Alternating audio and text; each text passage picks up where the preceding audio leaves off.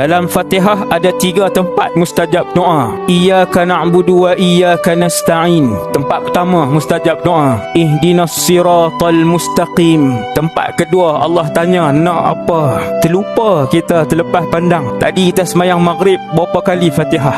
3 kali Fatihah. Ada 9 kali tempat yang Allah tanya nak apa. Bila kita sebut Fatihah, Alhamdulillahi Rabbil Alamin, Allah Ta'ala jawab, Majjadani abdi, hamidani abdi wa majjadani abdi. Hambaku memuji aku, membesarkan aku. Bila kita sebut Iyyaka na'budu wa iyyaka nasta'in, wahai Allah, aku sembah kamu saja, aku minta pertolongan kamu saja. Allah Ta'ala kata, apa yang kamu nak? Apa permintaan kamu? Tiap-tiap kali kita baca Fatihah, sebut 3 ayat ni. Waktu tu niatlah dalam hati, as'alukal jannah ya Rabb. Niat dalam hati, laju-laju, jangan berhenti lama-lama pula. Aku pohon syurgamu wahai Allah. Ihdinas siratal mustaqim. Matikan kami dalam keadaan husnul khatimah.